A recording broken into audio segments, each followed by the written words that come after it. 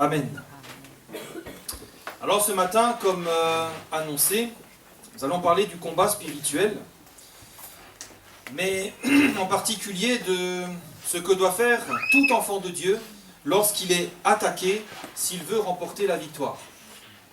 Et le message de ce matin, c'est un message qui sera très simple. Je pense que même pour la plupart d'entre vous, ça sera un rappel, mais ce sont des choses qui sont importantes à rappeler. Ce message donc qui sera très simple, il va consister en 2 points. Le premier, c'est de ne pas se tromper de combat. Ça, c'est important aussi, quand l'ennemi nous attaque, parfois on se trompe complètement de combat, on est perdu, on est troublé, donc ne pas se tromper de combat. Et le deuxième point, c'est comment avancer et vaincre dans le combat. Et pour illustrer tout cela, on va prendre l'exemple d'un homme qui a connu un combat que très peu d'entre nous auraient pu mener, mais lui, il a mené ce combat et il a vaincu. Cet homme, c'est Job. Et on va lire ensemble dans Job chapitre 1, à partir du verset 1er. Et nous allons lire jusqu'au verset 22. On ne va pas tout lire, on va juste lire le verset 1er, puis on reprendra au verset 6. Donc Job, chapitre 1er.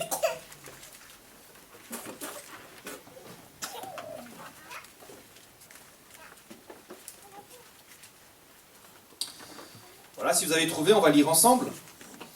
Il y avait dans le pays d'Uz un homme qui s'appelait Job. Cet homme était intègre et droit. Il craignait Dieu et se détournait du mal. Or, les fils de Dieu vinrent un jour se présenter devant l'Éternel, et Satan vint aussi au milieu d'eux. L'Éternel dit à Satan, « D'où viens-tu » Et Satan répondit à l'Éternel, « De parcourir la terre et de m'y promener. » L'Éternel dit à Satan, « As-tu remarqué mon serviteur Job? Il n'y a personne comme lui sur la terre.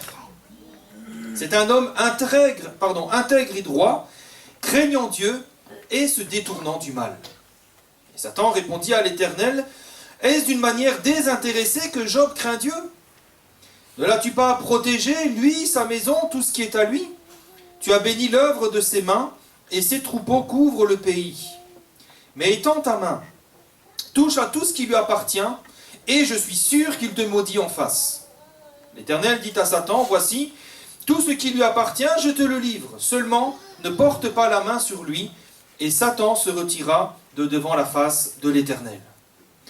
Un jour que les fils et les filles de Job mangeaient et buvaient du vin dans la maison de leur frère aîné, il arriva auprès de Job un messager qui dit, « Les bœufs labourés, les ânesses paissaient à côté d'eux, des Sabéens se sont jetés dessus, un peuple, donc les Sabéens, les ont enlevés et ont passé les serviteurs au fil de l'épée. Et je me suis échappé moi seul pour t'en apporter la nouvelle. » Il parlait encore lorsqu'un autre vint et dit, « Le feu de Dieu est tombé du ciel, a embrasé les brebis et les serviteurs et les a consumés. Et je me suis échappé moi seul pour t'en apporter la nouvelle. » Il parlait encore lorsqu'un autre vint et dit, « Des Chaldéens, formés en 3 bandes, se sont jetés sur les chameaux, les ont enlevés et ont passé les serviteurs au fil de l'épée. Et je me suis échappé moi seul pour t'en apporter la nouvelle. » Et comme si cela ne suffisait pas, au verset 18, il parlait encore lorsqu'un autre vint et dit, « Tes fils et tes filles mangeaient et buvaient du vin dans la maison de leur frère aîné, et voici, un grand vent est venu de l'autre côté du désert, et a frappé contre les 4 coins de la maison. Elle s'est écroulée sur les jeunes gens, et ils sont morts. Et je me suis échappé moi seul pour t'en apporter la nouvelle. » Alors Job se leva, déchira son manteau, se rasa la tête, c'est un signe de deuil, d'affliction, et puis, se jetant par terre, il se prosterna et dit, « Je suis sorti nu du sein de ma mère, et nu je retournerai dans le sein de ma mère. L'Éternel a donné, l'Éternel a ôté, que le nom de l'Éternel soit béni. » Et en tout cela, Job ne pécha point et n'attribua rien d'injuste à Dieu. Amen. Alors, on va tout de suite rentrer dans le vif du sujet, et la première chose que le récit de la vie de Job nous montre, de manière d'ailleurs très juste et de manière très détaillée, ce sont les circonstances du combat spirituel. Tout combat n'est pas un combat spirituel. toute épreuve n'est pas forcément le diable qui nous attaque. Tout ce qui nous arrive de difficile n'est pas forcément une épreuve ou une attaque du diable.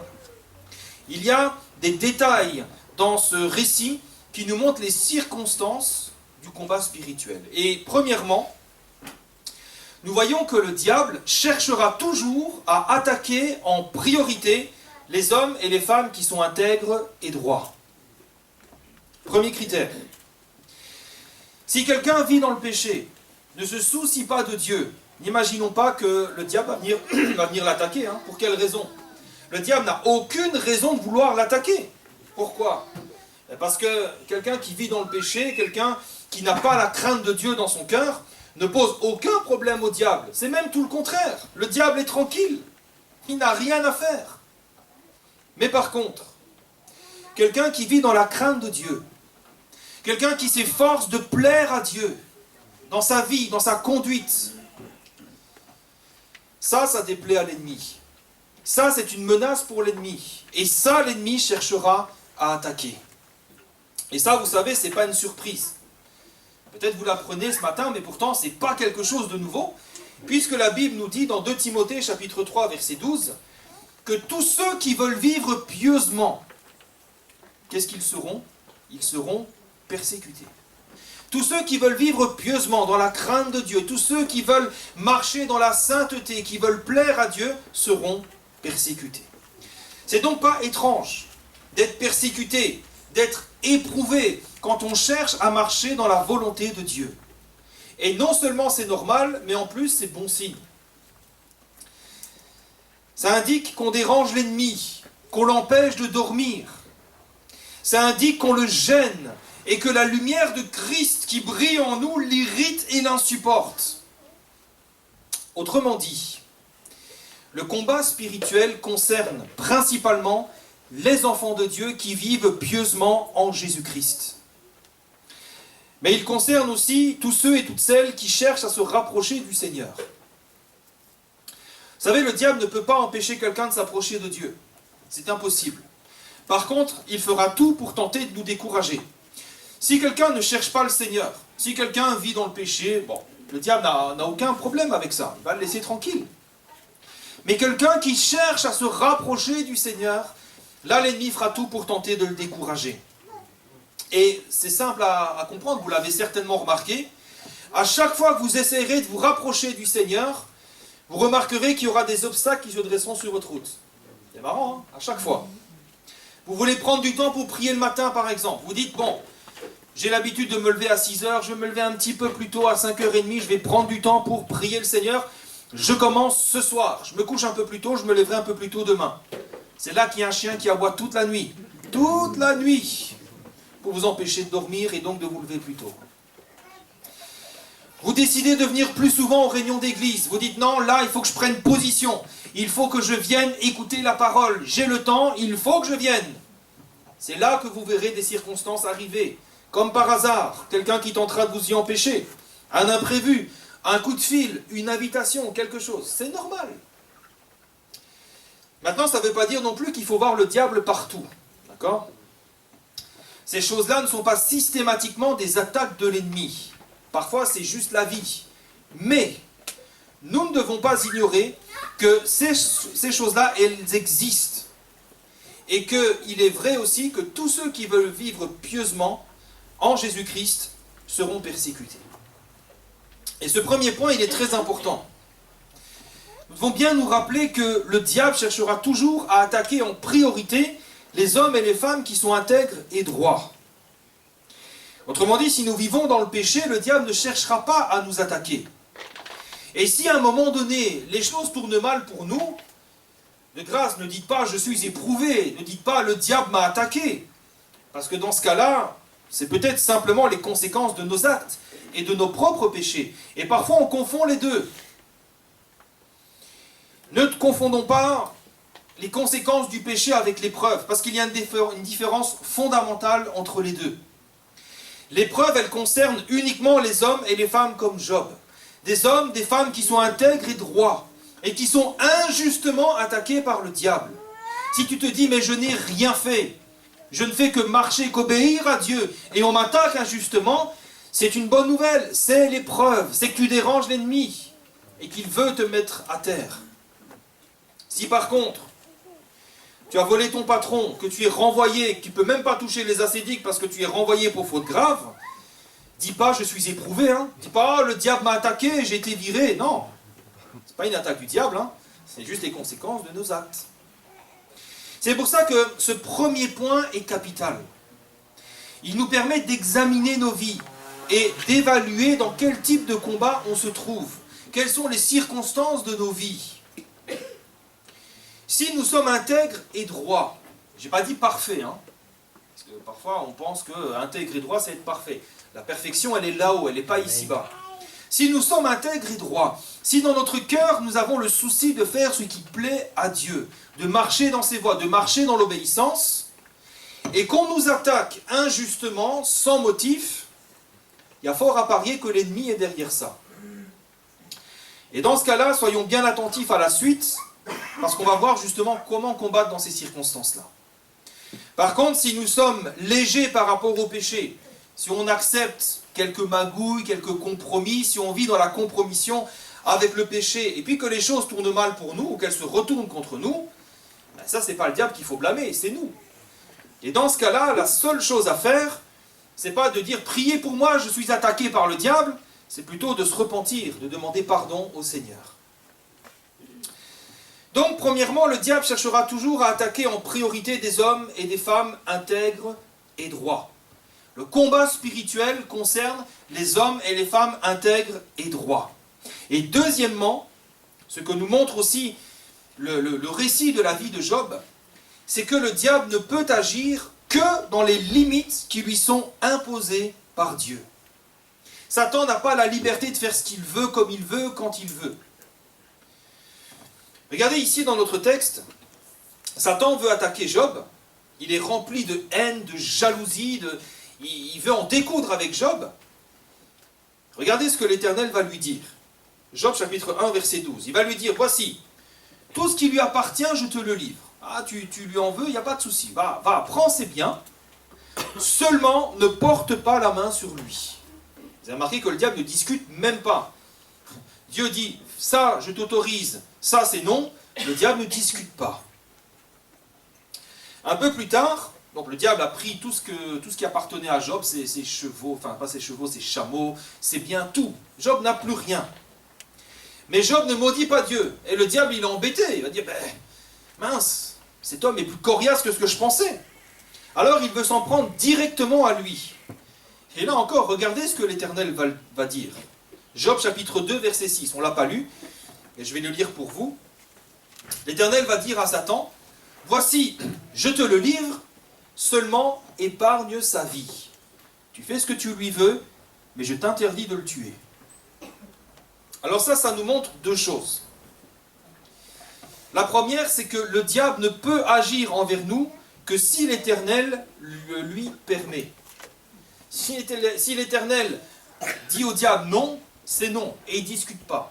Si l'Éternel lui dit « Ok, je permets », c'est à ce moment-là que le diable pourra agir. Mais ne croyons pas que le diable peut se permettre de nous attaquer comme il veut, quand il veut et qui il veut. Le diable est un ennemi, oui, un ennemi plus fort que nous, oui, mais c'est un ennemi qui est vaincu et totalement soumis à Dieu. Et ça, nous ne devrions jamais l'oublier.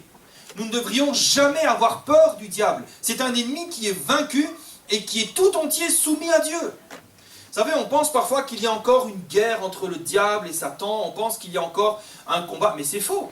La guerre, elle est terminée. À la croix, Jésus a été victorieux de ses ennemis. Il n'y a plus de combat, il n'y a plus de guerre pour Dieu. Colossiens 2,15 nous dit qu'il a dépouillé les dominations et les autorités et les a livrées publiquement en spectacle en triomphant d'elles par la croix. La victoire, elle est acquise, elle est là. Ça signifie maintenant que lorsque l'Éternel permet à l'ennemi de nous attaquer, eh bien, le Seigneur fera toujours tourner cela pour notre bien. C'est un petit peu... Vous savez, alors c'est vrai que c'est parfois un peu difficile à comprendre. Mais comprenons une chose, c'est que l'ennemi fera toujours une œuvre qui le trompe. Toujours. Regardez simplement l'histoire de Joseph et de ses frères. Dieu a permis que les frères de Joseph le vendent comme esclave en Égypte. Là, l'ennemi a dû se frotter les mains. Ah, le fils de la promesse, le descendant d'Abraham. Voilà maintenant que il est vendu comme esclave en Égypte. Voilà que le plan de Dieu ne se réalisera pas dans sa vie. Et pourtant, à la fin, toute fin de sa vie, il dira, Genèse chapitre 50, verset 20, « Vous aviez médité de me faire du mal, Dieu l'a changé en bien, Amen. Pour accomplir ce qui arrive aujourd'hui et pour sauver la vie à un peuple nombreux. » Le mal que ses frères ont fait à Joseph, c'est le moyen par lequel le plan de Dieu s'est accompli. Après, nous devons aussi comprendre que Dieu ne se rend jamais complice du mal. Il ne faut pas s'imaginer que dans le ciel, il y aurait un quelconque accord entre le diable et Dieu qui se serrerait la main en disant « on a bien travaillé, hein, voilà, l'œuvre elle est belle. Hein. » Non, non, non. Une telle chose est absolument impossible. La Bible déclare bien qu'il n'y a rien de commun entre la lumière et les ténèbres. 2 Corinthiens chapitre 6 verset 14. Qu'y a-t-il de commun entre la lumière et les ténèbres? Et au verset 15, quel accord y a-t-il entre Christ et Bélial? Il n'y en a pas. Il n'y a pas d'accord entre eux. Alors oui, il y a un mystère là dans tout cela. Et tout ce que ça veut dire, c'est que lorsque nous sommes éprouvés par le mal, par le diable, Dieu reste toujours au contrôle. Et je crois que c'est ça qu'il faut retenir. Tout le mal qui est arrivé à Job, Dieu restait malgré tout cela au contrôle. Rien de ce qui se passe sur la terre, rien de ce qui se passe dans ta vie n'échappe au contrôle et à la volonté de Dieu. Dieu reste et restera à jamais le roi des rois et le seigneur des seigneurs. Amen. Il permet certaines choses, mais tout est toujours sous son contrôle. Et tout ça nous montre une deuxième chose, c'est que Dieu mettra toujours des limites aux attaques du diable contre nous et aux épreuves que nous avons à traverser. Vous savez, le Seigneur connaît nos limites, il connaît nos capacités. Et s'il permet certaines choses, sachez bien que ces choses auront toujours des limites. C'est ce que nous dit ce texte bien connu de l'Écriture, 1 Corinthiens chapitre 10 verset 13. « Aucune tentation ne vous est survenue qui n'ait été humaine, à dimension humaine. Et Dieu qui est fidèle ne permettra pas que vous soyez tentés au-delà de vos forces. Mais avec la tentation, il préparera aussi le moyen d'en sortir afin que vous puissiez la supporter. » Ça veut dire que Job avait les épaules, il était suffisamment solide pour encaisser ce qu'il a encaissé. Mais Dieu ne va pas te faire subir ce qu'il a fait subir à Job, si tu n'en es pas capable. D'accord ? Donc ça, il faut bien aussi le comprendre. Alors maintenant, qu'est-ce que nous devons faire lorsque nous sommes dans le combat spirituel? Quand nous sommes bel et bien dans le combat spirituel, je suis intègre et droit, je fais ce qui plaît à Dieu, je suis attaqué injustement, je comprends qu'il y a des limites aux attaques que l'ennemi peut faire et qu'il n'ira pas plus loin que ce que Dieu lui a permis, mais maintenant, qu'est-ce que je dois faire? Eh bien, la première chose à faire, c'est de nous tourner vers Dieu. Parce que c'est en nous tournant vers Dieu que Dieu se révélera à nous, que nous recevrons de sa part une parole, une révélation de Dieu qui nous permettra d'avancer en marchant par la foi. Alors ici, il n'y a rien de secret. Il n'y a rien de particulier, il n'y a rien d'extraordinaire. Je pense même que c'est quelque chose que nous savons tous. Mais voyez-vous, lorsque nous sommes sur le champ de bataille, lorsque nous sommes face à l'ennemi, et que l'épreuve fait rage au sein même de notre vie, ô combien il est important que nous nous rappelions ces choses. Pourquoi? Eh bien parce que quand l'épreuve elle survient toujours par surprise. Quand l'épreuve survient, on est souvent pris au dépourvu. Dites-moi, est-ce que Job, il aurait pu deviner ce qui allait lui arriver? C'est un homme qui vivait sa vie tranquillement. C'était un homme sage, un homme intègre et droit qui cherchait à faire ce qui plaît à Dieu. Même quand ses fils, pourtant peut-être qu'il ne faisait rien de mal, mais au cas où, tous les matins il offrait des sacrifices à Dieu pour ses enfants. C'est un homme intègre et droit. Comment il aurait pu imaginer que du jour au lendemain il perdrait tout? Il ne peut pas imaginer ça. Tous ceux et celles qui sont passés un jour par l'épreuve, est-ce que vous auriez pu imaginer quelques jours ou quelques semaines avant qu'une telle chose aurait pu vous arriver? Est-ce que Joseph aurait pu s'imaginer qu'il allait être vendu par ses frères? Et pour nous, c'est pareil, quand l'épreuve vient dans notre vie, quand l'ennemi nous attaque, ben nous sommes chamboulés, nous sommes bouleversés, on est dans l'incompréhension, même dans le désarroi. Et dans ces moments-là, on est troublé, on ne comprend pas ce qui se passe. Et on peut très facilement manquer de discernement. Et le piège pour nous, à ce moment-là, on est dans un état de fragilité, on est dans un état de stress, d'incompréhension, on est fragile. Et le piège pour nous, ben, c'est de nous tromper de combat, tout simplement. Alors heureusement, là, c'est un piège dans lequel Job n'est pas tombé. Et c'est d'ailleurs une des choses les plus remarquables que je constate, moi, dans la gestion de sa souffrance et de la situation. Il ne s'est pas trompé de combat. Et ça, vous le remarquez, parce que quand vous lisez le livre de Job, vous vous rendez compte que du début à la fin, Job reste centré sur Dieu. Vous remarquez ça, hein? Il reste centré sur Dieu. Le centre de son propos, c'est le Seigneur. Alors même si il n'était pas centré sur Dieu de la meilleure des manières, on est d'accord avec ça, parce qu'à un moment donné, Dieu est intervenu. Et il a quand même dit, ben, qui est celui qui obscurcit mes desseins par des discours sans intelligence? Mais quand même, retenons que lorsque Job a tout perdu, même sa santé, il a tout de suite compris que ça allait se jouer entre lui et Dieu. Que le combat allait se dérouler entre lui et Dieu. Et Job ne s'est pas trompé de combat. Par exemple, il n'a pas cherché à vouloir se venger de ceux qui lui ont pris ses biens. Rappelez-vous que, mettez-vous à la place de Job. Quand le diable l'a attaqué, le diable s'est quand même servi de deux peuples différents pour attaquer Job et pour l'atteindre. Les Sabéens et les Chaldéens. Je vais relire pour vous Job chapitre 1 verset 14. Quand le messager vint et lui dit, ben, les bœufs labouraient et les ânesses paissaient à côté d'eux, il va dire, ce sont des Sabéens qui se sont jetés dessus et qui les ont enlevés, et ont passé les serviteurs au fil de l'épée. Et au verset 17, il parlait encore lorsqu'un autre vint et dit, des Chaldéens formés en 3 bandes se sont jetés sur les chameaux et ont passé les serviteurs au fil de l'épée. Frères et sœurs, peu importe les moyens utilisés par l'ennemi pour tenter de nous atteindre. Et oui, parfois, l'ennemi utilisera des hommes, des femmes. Ne nous trompons jamais de combat. Job, il n'a jamais cherché à réunir une armée pour aller régler le compte des Sabéens et des Chaldéens. Pourtant, il aurait pu chercher à se venger. Il aurait pu chercher à restaurer son honneur. Vous m'avez fait du mal, mais je vais vous faire du mal 2 fois pire. À l'époque, c'était quand même la loi œil pour œil, dent pour dent. Mais Job ne s'est pas trompé de combat. Il savait que le combat spirituel, ce n'est pas contre la chair et le sang. Éphésiens chapitre 6, verset 12.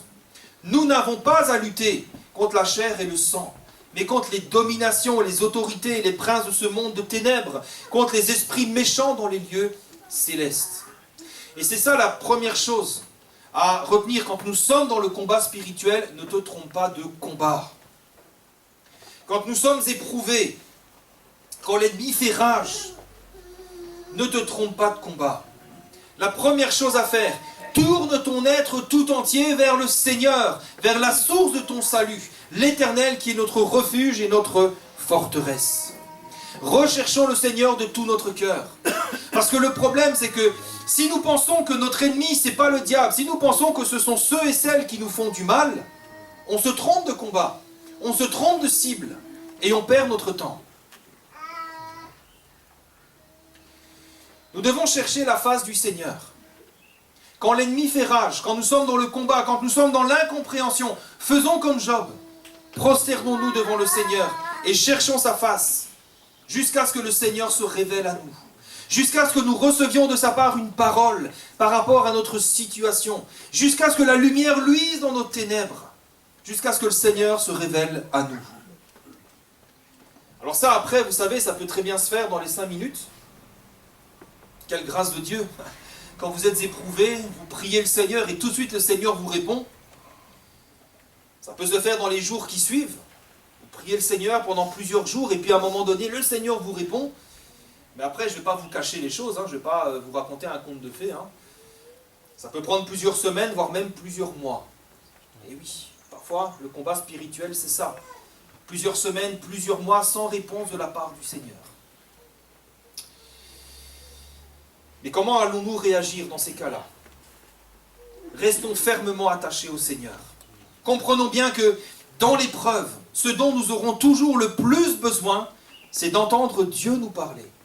Parce que quand Dieu nous parle, c'est la lumière qui éclaire les ténèbres, c'est l'eau qui rafraîchit la terre desséchée, et c'est l'air qui vient à nouveau à nos poumons.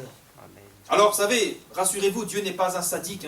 Dieu ne va pas nous faire poireauter pendant des mois en disant supplie-moi encore un petit peu. Dieu n'est pas un sadique. J'ai quand même souvent remarqué que Dieu répond assez vite, assez rapidement. Moi, ça m'est déjà arrivé d'être dans une situation d'épreuve, de ne pas comprendre ce qui se passe, de crier à Dieu, de prendre ma Bible, de l'ouvrir et hop, là le Seigneur me parle directement. Ça m'est déjà arrivé. Ça m'est déjà arrivé plusieurs fois où le Seigneur répond dans les 24 heures, mais parfois ça prend un peu plus de temps. Mais Dieu ne fait pas ça parce qu'il est sadique. Dieu fait ça aussi parfois pour éprouver, on pourrait dire, pour encourager notre foi, pour que nous soyons persévérants.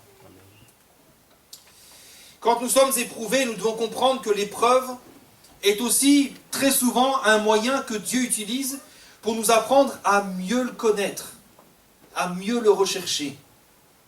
Et là encore, c'est la grande leçon du récit de Job et de l'épreuve par laquelle il est passé. Regardez ce qu'il va dire à la fin, quelque part la conclusion de son épreuve. Job 42, verset 5. Job va dire « Mon oreille avait entendu parler de toi, mais maintenant mon œil t'a vu. » Et je pense que quand il a dit ça, le Seigneur a dû se dire « C'est très bien Job, tu as compris l'épreuve par laquelle tu es passé. » Vous savez, Job connaissait pourtant beaucoup de choses sur Dieu. C'était un homme sage, c'était un homme parmi les plus sages de son époque. Mais lorsque il s'est tenu devant Dieu, lorsque Dieu s'est révélé à lui, lorsqu'il a entendu sa voix dans son épreuve, c'est comme s'il ne connaissait rien du tout. C'est comme s'il disait, finalement Seigneur, je pensais te connaître, mais je me rends compte que je ne connaissais rien du tout. Et voyez-vous, c'est ce que Dieu veut faire aussi avec nous. Dieu veut nous amener plus loin. Il veut que nous apprenions à mieux le connaître et à le connaître plus personnellement. Vous savez, souvent on cite Abraham. On dit Abraham était l'ami de Dieu. Moi aussi je suis ami de Dieu. Et on chante, on saute, je suis ami de Dieu. Mais avant d'être ami de Dieu, il a dû sacrifier son fils Isaac quand même. N'oublions pas quand même. Après, c'est vrai que le Seigneur n'a pas permis qu'il aille jusqu'au bout. Imaginez un petit peu le bouleversement d'Abraham quand même. Nous, parfois, le Seigneur nous dit « Viens écouter ma parole, ne fût-ce qu'une heure. » On se dit « je suis fatigué, restez chez moi, il reste ma case. » Abraham, il a été prêt à sacrifier Isaac. Est-ce que nous sommes prêts, nous, à sacrifier certains loisirs, certaines choses dans notre vie pour suivre le Seigneur? Alors vous allez me dire, bon, et le combat spirituel dans tout ça? Eh bien, c'est très simple. Frères et sœurs, quand l'ennemi frappe, ne nous trompons pas de combat. Vous savez, l'ennemi utilisera toutes sortes de moyens pour nous atteindre. Il est rusé, il est malin. Il pourra utiliser peut-être un patron, peut-être un collègue, peut-être même un membre de la famille, peut-être même un jour ton conjoint. Mais comprenons que quand c'est le cas, notre cible, elle n'est pas là. Ce n'est pas la chair et le sang. Ta cible, ce n'est pas ton patron, ce n'est pas ton collègue. Ta cible, c'est l'Éternel, notre Dieu. Ça ne veut pas dire que c'est le Seigneur qu'on doit attaquer, mais ça veut dire que c'est en lui que nous devons nous réfugier pour recevoir de lui sa parole. Comprenons bien, quand l'épreuve fait rage, notre cible, ce n'est pas la chair et le sang, mais c'est Dieu. C'est vers lui que nous devons nous tourner. Et lorsque nous nous tournons vers lui, que nous recevons cette parole, eh bien cette parole, elle est indispensable. Elle est indispensable parce que c'est elle qui va nous permettre d'avancer et d'avancer avec foi et avec confiance. Quand j'étais à l'auto-école, je vous en ai certainement déjà parlé, mon moniteur m'a dit beaucoup de choses. Il y en a une que j'ai retenue en particulier. Il m'a dit, et je n'oublierai jamais, il m'a dit, quand tu conduis, on était encore sur un parking, là, on n'était pas encore sur la route, on était sur le parking. Et il m'a dit, quand tu conduis, ce ne sont pas tes mains et le volant qui dirigent la voiture, ce sont tes yeux.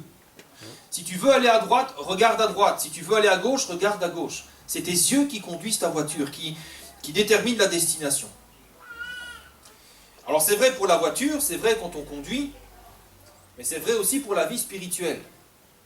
Ce que nous regardons déterminera notre destination. Si nous avons en ligne de mire la parole et la révélation de Dieu sur notre situation, Dieu nous a parlé, nous avons reçu une parole de Dieu. Si nous avons ça en ligne de mire, ça veut dire que nous marchons dans la foi et nous marchons dans la victoire. Par contre, si nous avons en ligne de mire autre chose, nos propres craintes, nos incapacités, ou quoi que ce soit d'autre, alors là, nous allons tourner en rond et on risque même de sombrer. Il y a un récit dans le Nouveau Testament qui illustre ce principe à merveille. C'est quand Pierre a marché sur l'eau. Vous savez, quand Pierre est dans la barque, qu'il voit Jésus marcher sur l'eau, Pierre va dire « Seigneur, si c'est toi, ordonne que j'aille vers toi sur les eaux. » C'est culotté quand même. Mais le Seigneur, il n'y a pas de problème. Il va lui dire « Mais viens !» Et là, Pierre, il sortit de la barque et il marcha sur les eaux, écoutez bien, pour aller vers Jésus. Ce détail est très important. Il n'a pas marché sur l'eau comme ça en disant « Oh, c'est super, je marche sur l'eau, regardez, je suis plus fort que vous. » Non, il a marché sur l'eau dans un but, pour aller vers Jésus.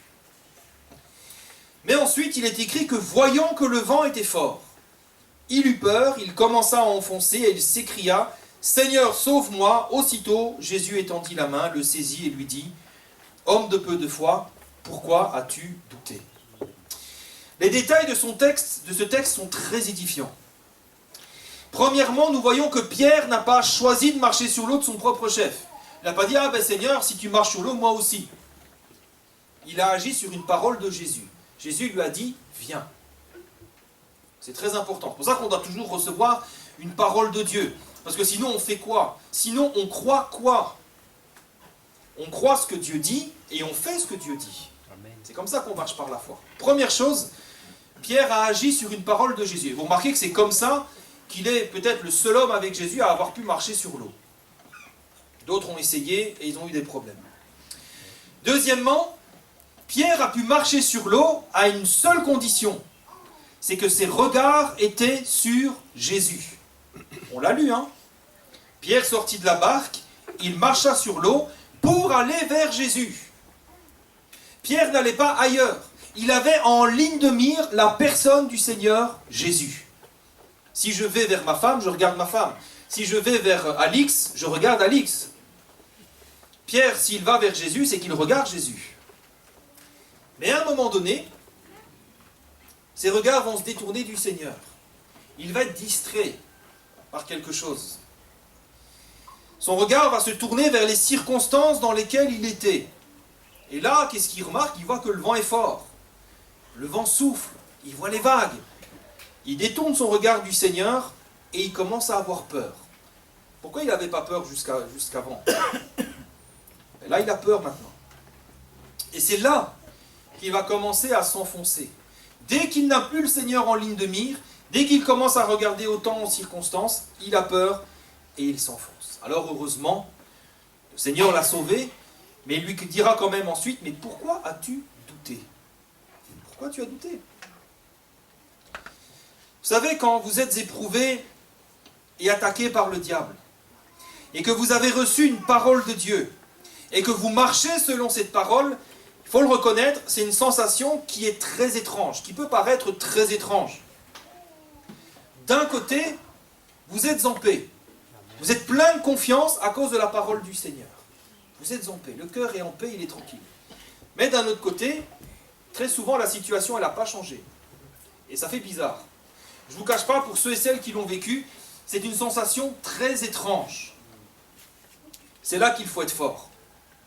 C'est là, justement, qu'il faut être fort pour continuer à garder notre cœur, notre esprit, nos pensées et nos regards vers le Seigneur et vers sa parole. Parfois, oui, c'est bizarre. On se dit, mais pourtant la situation, elle n'a pas changé, mais je suis en paix, alors qu'avant, j'étais complètement angoissé. Sois fort. Garde tes regards centrés sur le Seigneur. Parce qu'on pourra être sûr d'une chose, c'est que le diable fera tout pour nous distraire. Tout. Il essayera évidemment de nous assaillir avec toutes sortes de pensées. Tu seras là tranquille dans la paix de Dieu et puis il viendra avec des pensées. Oui, mais tu trouves pas que c'est bizarre quand même? Regarde, et ce qu'il t'a fait, nanani, nanana. Il viendra avec toutes ces pensées. C'est là qu'on doit être fort. C'est là qu'on doit se rappeler la parole du Seigneur. C'est là aussi que le diable pourra envoyer des gens mal affermis pour tenter de nous décourager. Par exemple, si le Seigneur vous dit « je combattrai pour toi », ou si le Seigneur dit « ne crains rien, je suis avec toi, je bénis le projet qu'il y a dans ton cœur ». C'est là qu'il y a des gens qui vont vous dire « ah, tu sais, moi, à ta place, je ne ferai pas ça comme ça. Hein. Ah, tu sais, moi, à ta place, je ne resterai pas dans le silence. Hein. Ah, tu sais, moi, je ferai ceci, je ferai cela, etc. » C'est là qu'il y a des gens qui vous diront « ouais, mais tu sais, tu devrais réagir. » Imaginez, le Seigneur vous dit « il est bon de garder le silence devant l'Éternel et d'espérer en son secours. » C'est là qu'il y a des gens qui vont vous dire « ouais, mais tu sais, tu devrais réagir quand même. Hein. Ce que tu as vécu est injuste. Ah, moi, je n'aurais pas fait comme ça. Hein. Tu ne devrais pas te laisser faire. Tu as des droits. Allez, parle, fais. » Et parfois, vous êtes éprouvé dans votre chair aussi. Vous dites « c'est vrai, mais pourtant le Seigneur m'a dit. » Et vous êtes comme ça parfois. Et c'est ça le combat spirituel. C'est là où il faut être fort. C'est dans ces moments-là en particulier où nous devons à tout prix garder en ligne de mire les paroles que Dieu nous a données. Et c'est là qu'on fait le lien avec ce qu'on a vu vendredi. Vendredi, je vous ai dit qu'on allait parler du combat spirituel. On n'a pas pu tout voir sous le bouclier de la foi. Mais on va en reparler un petit peu ici. C'est là, dans ces moments-là, où nous devons nous réfugier derrière le bouclier de la foi. Parce que là, ce sont les traits enflammés du malin qui veut nous détruire, en nous faisant douter de Dieu, en nous disant « c'est vrai, Seigneur, tu as dit que je devais rester dans le silence, dans le calme, parce que c'est là que se trouve ma force et que tu vas agir. Mais pourtant, Seigneur, la situation, elle est quand même injuste. Mais Seigneur, pourtant, le temps semble long. Mais Seigneur, pourtant, tu n'agis pas. » Et c'est comme ça qu'on peut se mettre à douter de Dieu, qu'on peut larguer le bouclier et être une cible pour le diable. Nous devons nous réfugier derrière le bouclier de la foi. Souvenez-vous de cette parole du prophète Habakkuk. Habakkuk chapitre 2 verset 3, on l'avait vu vendredi. Car c'est une prophétie dont le temps est déjà fixé. Ça nous parle de toutes les paroles que Dieu nous donne. Elle marche vers son terme. T'inquiète pas, elle ne mentira pas. Si elle tarde, et parfois le temps semble long, hein. Parfois on dit, mais Seigneur, que veux-tu? Seigneur te dit, si ça tarde, t'inquiète pas. Elle s'accomplira certainement. Amen. Ça, c'est la parole de Dieu. La parole de Dieu, les mots que Dieu nous dit. La parole de Dieu, c'est une promesse dont le temps est fixé. Si Dieu te dit, je te bénirai, c'est un temps qui est fixé. Si Dieu te dit, je te délivrerai, le temps est déjà fixé. La chose, elle est déjà arrêtée. Et elle marche vers son terme. Et elle ne mentira pas. Et si elle semble tarder, si le temps semble long, alors attends-la. Attends-la, parce qu'elle s'accomplira de manière certaine. Frères et sœurs, nous ne pourrons pas avancer dans le combat si nous négligeons cette parole de Dieu. Nous ne pourrons avancer dans le combat que lorsque nous placerons notre foi et notre entière confiance en Dieu et en sa parole. C'est comme ça que nous éteindrons les flèches enflammées du malin.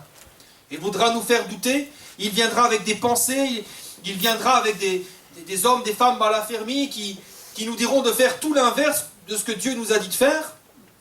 Nous brandirons le bouclier de la foi. Alors peut-être qu'on ne peut pas expliquer les choses, mais on dit, moi je crois en Dieu. Je crois en sa parole, il a dit, il le fera. C'est comme ça que le diable fuira loin de nous, et c'est comme ça que nous obtiendrons la victoire. Alors pour conclure, ce matin, le combat spirituel, tout ça peut être résumé en une seule phrase, un seul verset. 2 Corinthiens chapitre 5 verset 7, nous marchons par la foi et non par la vue. Nous marchons par la foi. Vous savez, quand nous cherchons Dieu et que Dieu nous parle, qu'est-ce qui se passe? Eh bien, Dieu nous révèle les réalités à venir. Quand nous cherchons la face de Dieu et que Dieu nous parle sur la situation, c'est simplement que Dieu nous révèle l'avenir, ce qu'il va faire, ce qui va se produire et ce qui va se passer. Et si vous doutez, si vous dites, oui, mais Seigneur, est-ce que vraiment Rappelle-toi toutes les prophéties qui ont été faites au sujet de Jésus. Il y en a plus de 300 qui se sont réalisées. Imaginez un petit peu. Le lieu où Jésus allait naître. La manière dont il allait mourir. Il allait être abandonné de tous. Toutes sortes de détails qui ont été donnés des siècles et des siècles avant, qui étaient écrits, qui étaient connus. Et tout s'est réalisé exactement comment le Seigneur l'avait dit. Alors quand le Seigneur donne une parole pour ta vie, sache que ça va se produire. Ne t'inquiète pas, ça va se produire. Si tu saisis maintenant ce que Dieu t'a dit, si tu saisis ces choses par la foi, Seigneur, tu m'as parlé, tu saisis ces choses par la foi, ça veut dire que tu marches déjà dans la victoire. Et rien ni personne ne pourra t'arrêter. Ni un homme, ni une femme, ni une institution, ni le diable, ni même l'enfer. Et je termine par ce récit. Et on va lire ensemble dans 2 Rois, chapitre 6, versets 15 à 17. On va terminer avec cela. Et je pense que peut-être pour certains, ça pourrait être comme une prière. 2 Rois, chapitre 6, verset 15. Vous savez, ce n'est pas toujours évident, parce que quand on est éprouvé, il y a la douleur, il y a l'inquiétude, il y a l'angoisse qui est là. Souvenez-vous de ce récit, 2 Rois, chapitre 6, verset 15, et peut-être que ce récit puisse inspirer vos temps de prière, dans ces moments peut-être difficiles que vous traversez. Ici, il est parlé donc du serviteur de l'homme de Dieu, du serviteur d'Élisée, qui se leva de bon matin, il sortit, et voici une troupe entourait la ville avec des chevaux et des chars. Et le serviteur dit à l'homme de Dieu, à Élisée, « Ah, mon Seigneur, comment ferons-nous? Ils sont attaqués injustement. Élisée n'a rien fait de mal. On lui en veut simplement parce que Dieu lui révèle la position de ses ennemis. Et ses ennemis lui en veulent. Ils sont éprouvés. Il y a une armée qui est là, dressée contre eux, qui est plus forte qu'eux. Eux, ils font pitié, ils sont juste dans un petit fort, dans une petite ville. Et là, le serviteur dit à l'homme de Dieu, « Mon Seigneur, comment ferons-nous » Peut-être tu te dis, « Seigneur, comment est-ce que je vais faire? Regarde la maladie, regarde dans mon travail, regarde dans ma famille, regarde dans mon foyer, regarde comment je suis éprouvé. Seigneur, comment je vais faire? » Et regardez la réponse d'Élisée au verset 16. Il va lui dire, « Ne crains pas, car ceux qui sont avec nous sont en plus grand nombre que ceux qui sont avec eux. » Aujourd'hui, on pourrait dire, si Dieu est avec nous, qui sera contre nous? Amen. Et là, je me mets à la place du serviteur d'Élisée. Le serviteur d'Élisée a dû regarder Élisée comme ça et dire, ben, quelque chose que je ne comprends pas trop là. On est toi et moi ici. De quoi tu parles? Alors au verset 17, Élisée va prier. Et il va dire, Éternel, ouvre ses yeux pour qu'il voie. Regardez, l'Éternel ouvrit les yeux du serviteur. Et là, qu'est-ce qu'il voit? Il vit la montagne pleine de chevaux et de chars de feu autour d'Élisée. Amen. Dans nos épreuves et dans nos combats, je prie pour que l'Éternel nous ouvre les yeux, pour que nous aussi nous puissions voir et que nous puissions ensuite marcher par la foi. Parce que c'est de cette manière que nous pourrons avancer, que nous pourrons vaincre par la puissance de Dieu qui est en nous. Amen. Alors,